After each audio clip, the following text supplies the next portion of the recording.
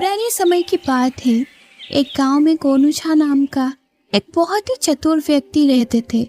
खेती किसानी करके वो अपना जीवन निर्वाह करते थे। जाति से वो ब्राह्मण थे और साथ ही बहुत ही तेज बुद्धि के स्वामी थे। पूरा गांव उनकी चतुराई और चालाकी की प्रशंसा करते थे। गोनू झा का एक परम मित्र था, फेरन मिश्रा। मिश्रा जी पेशे से एक पंडित थे और पंडिताइन करके अपनी दाल रोटी चला रहे थे। एक बार गोनू झा और उनके परम मित्र फेरन मिश्रा बैठकर बातें कर रहे थे। गोनू, इन दिनों तुम्हारी बहुत चर्चा है। तुम्हारे कौतुक सुन सुनकर आश्चर्य होता है। तुम इतनी बुद्धि कहाँ से लाते हो और कैसे तुम हर परिस्थिति पर काबू कर लेते हो? मिश्रा जी, हम ब्राह्मण कुल में जन्मे हैं। बुद्धि तो हमारा पुश्तैनी गुण है। हमें जन्मजात चतुराई मिलती है। परिस्थितियों को पढ़कर उसके अनुसार ही बुद्धि का प्रयोग करना, यही तो हमारी विशेषता है। इसे ही संसार में बमन पेच कहते हैं। कौन सा पेच? बमन पेच दुनिया में एक यही पेच है जो कस जाए तो सरलता से खुलता नहीं है। कमाल है। हम भी इसी कुल में जन्मे हैं और कई वर्षों से पंडिताई कर रहे हैं, फिर भी हमें इस पेच की महिमा नहीं पता। महिमा तो पता होगी और आप प्रयोग भी करते होंगे, लेकिन धर्म और आस्था के आश्रय में हम बुद्धि और चतुराई के साथ करते हैं। अच्छा, ये तो बताओ कि ये बामन पेच किसी ब्राह्मण पर काम करेगा? पेच तो मिश्रा जी हर जगह काम करता है, बस कसने वाला चाहिए।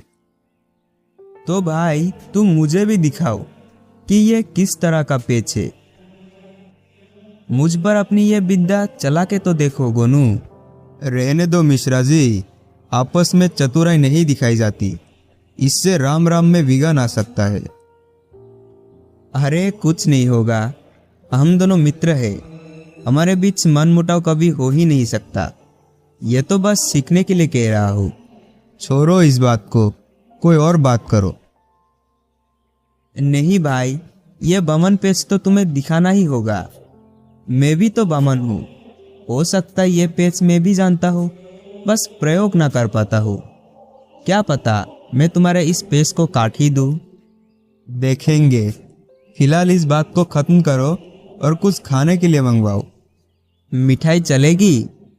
चलेगी क्या, दौड़ेगी। मंगवाओ तो सही।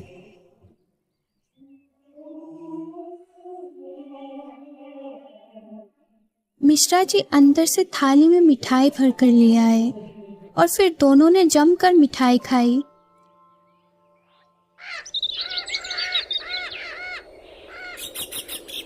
इस बात को कई हफ्ते बीत गए। मिश्रा जी तो बिल्कुल भूल ही गए थे। श्राद्ध पक्ष चल रहा था तो समय ही कहा था। दिन में पिंडदान कराने जाते और गठरी बांधकर शाम तक वापसी लौटते। कमाई का समय था तो कोई और बात कहाँ याद रह जाती है। मगर गोनू झा नहीं भूले थे। उन्हें मिश्रा जी को बामन पेच दिखाने की उत्कंठा ही चली थी।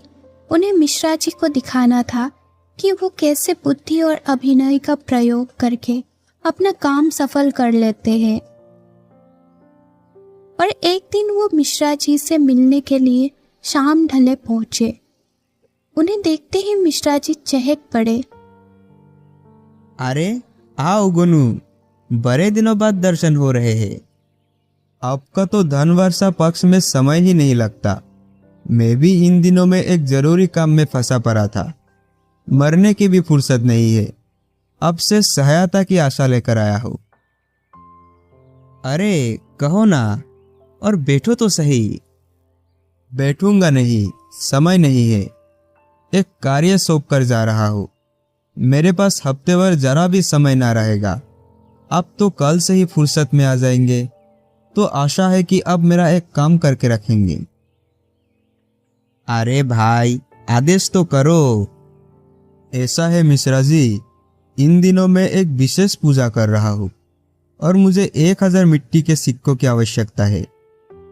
अब के पड़ोस में कुमार भी है। अब की बात को कोई टालेगा नहीं। 500 सिक्के तो मुझे हर हाल में अगले हफ्ते ही चाहिए, बाकी 500 अगले 15 दिनों में। अरे भाई, ये भी कोई काम हुआ? इसके लिए इतने व्याकुल हो रहे हो? तुम्हारा काम समझो हो ही गया। कल श्राद्ध पक्ष का आखिरी दिन है, मैं तो फिर निठल्ला ही हो जाऊंगा। फिर मैं चलता हूँ, आपको कष्ट दे रहा हूँ, पर क्या करूँ, किसी और पर भरोसा भी तो नहीं कर सकता। इसमें कष्ट कैसा? मित्र ही तो मित्र के काम आता है। अच्छा, मैं चलता हूँ। इतना कहकर गोनूझा वहां से चलते बने।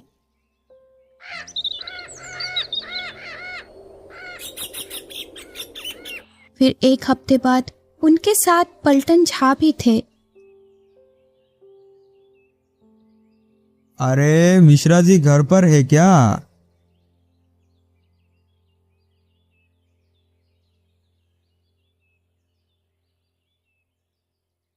अरे गोनूझा, अंदर आओ भाई, बाहर क्यों खड़े हो?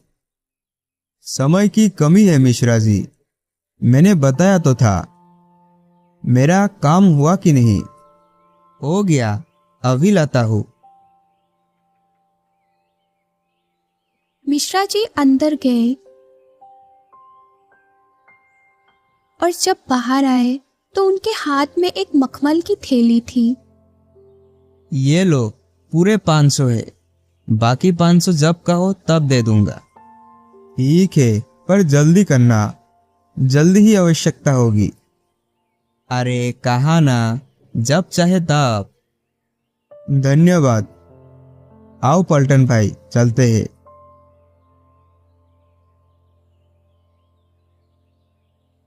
और फिर वो दोनों वहां से चल पड़े। रास्ते में पलटन झा ने इस बारे में पूछा। अरे कुछ नहीं, मिश्रा जी ने 1000 रुपया उधार लिए थे, जरूरी काम था, मेरे पास थे तो मैंने उधार दे दिए। आज तुम्हारे सामने 500 रुपये दिए, बाकी फिर दे देंगे।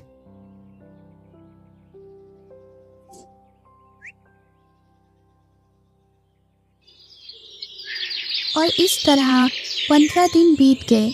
इस बीच बरसात हो गई।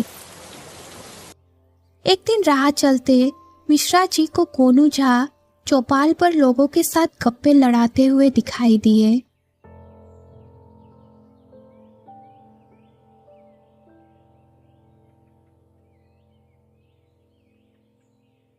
गोनू भाई, कहाँ रहते हो भाले मनस? कभी तो दर्शन दिया करो। मिश्रा जी, बताया तो था कि व्यस्त हूँ। आजकल मैं आने ही वाला था, वो 500 लेने। सोचा था व्यवस्था हो गई होगी।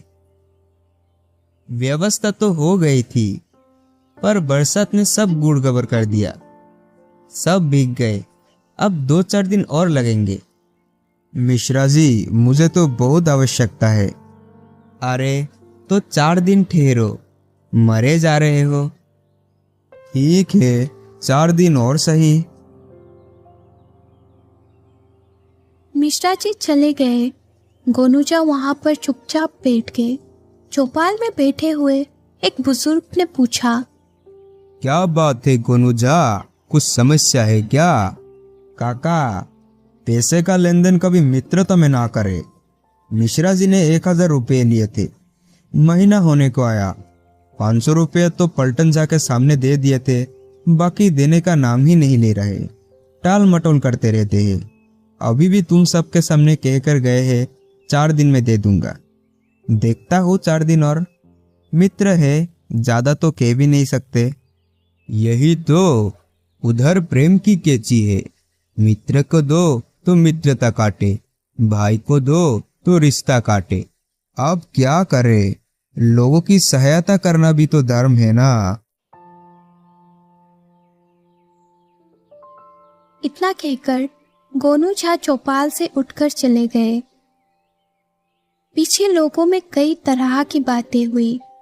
कोई मिश्रा जी के बारे में कहता, उन्हें ऐसा नहीं करना चाहिए था, ये तो मित्रता का नाजायज लाभ है। अरे गोनूजा कौन सा कम है, कैसे कमा कर लाकर दिए होंगे। यही तो ठगी का पैसा है, ऐसे ही लूटेगा। चोरी का माल मोरी में ही जाता है।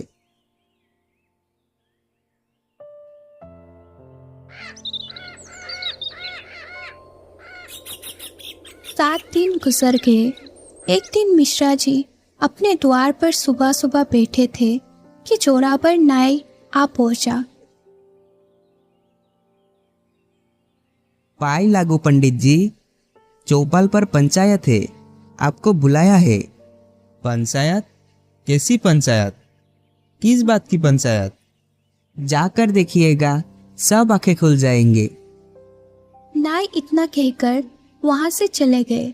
मिश्रा जी असमंजस में रह गए। धोती कुर्ता पहनकर चौपाल की ओर चल पड़े। वहां पहुंचे तो सारा गांव वहां पर उपस्थित था। गोनू झा भी बैठे थे और 5 परमेश्वर भी बैठे थे। आइए मिश्रा जी। ये क्या मिश्रा जी, मित्रता में ऐसा करना आपको शोभा नहीं देता। आप तो गांव के गणमान्य व्यक्ति है, आप भी ऐसा करोगे तो बाकी सब पर क्या असर पड़ेगा। क्या हुआ? गोनूजा ने आप पर आरोप लगाया है कि आप उनके 500 रुपया के देनदार है, जिन्हें देने पर आप टल मटोल कर रहे हैं। गवाह भी यही है। पलटन झा कहते हैं कि आपने अपने हाथों से उनके सामने गोनूजा को 500 रुपये दिए थे और शेष 500 के लिए बाद में कहा था। मगर गोनू झा, ये सब क्या है भाई? अब क्या करूं मिश्रा जी, मित्रता के नाते तकाजा ज्यादा नहीं कर सकता था। आप थे कि रोज बहकर रहे थे। पर वे तो मिट्टी के हजारों सिक्कों की बात हुई थी। मिट्टी के? क्या कह रहे हो? मिट्टी के सिक्के क्या होता है? और होते भी है तो उनका क्या करूंगा? और क्या करेंगे आप? देखो पंचो, अब मिश्रा जी क्या नया गोल खिला रहे हैं। मिश्रा जी, हफ्ते भर पहले इसी चौपाल पर हम 10 लोगों के सामने अपने गोनूजा को 4 दिन में 500 रुपया देने की बात कही थी, और इतने लोग झूठे तो नहीं हैं। मिश्रा जी, ये अधर्म मत कीजिए। आप पूजा पाठ करने वाले स्वास्तिक और धार्मिक ब्राह्मण हैं। पंचायत आपको आदेश देती है कि आज शाम तक गोनूजा के पैसे चुका दीजिए, नहीं तो आप आर्थिक दंड पाएंगे। पंचायत का फैसला सर्वमान्य होता है।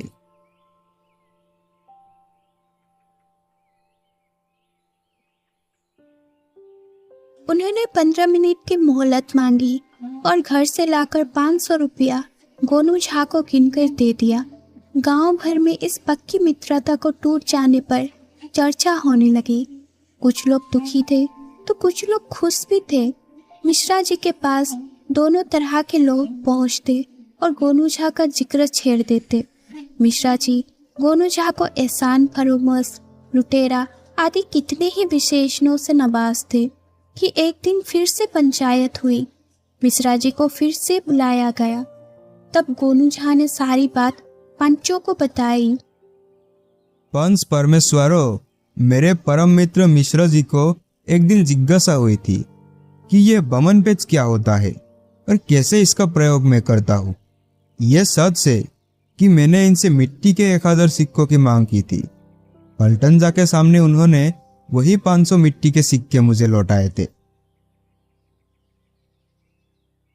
इस प्रकार मैं इन्हें बमन पेच का प्रयोग करके दिखा रहा था। मैंने कहा भी था कि इससे हमारी मित्रता खतरे में पड़ जाएगी, और हुआ भी वही। अब मैं पंचायत के सामने ही अपने मित्र से क्षमा मांगता हूँ और इनके 500 रुपये वापिस करता हूँ। और यदि मिश्रा जी मुझे कोई और दंड देना चाहते हैं तो मैं उसे भी स्वीकार करता हूँ। मिश्रा जी हक्के बक्के रह गए तो गोनू झा ने उन्हें बामन पेज का नमूना दिखाया था। मिश्रा जी, पंचायत के सामने आप सब कुछ साफ हो चुका है। आपकी क्या राय है? इसमें राय कैसी? मुझे बमन पेज देखना था, मैंने देख लिया। अब पंचों को 2 बार कष्ट हुआ, उसके लिए हम दोनों मित्र क्षमा प्रार्थी है। मिश्रा जी, कुछ सीखा भी कि सिर्फ देखा ही देखा? सीख लिया भैया। सही समय पर झूठ बोलकर उसके सही साक्षी पैदा करना, यही तो बमन पेच है। पर यह मित्रता पर आजमाने की चीज नहीं है।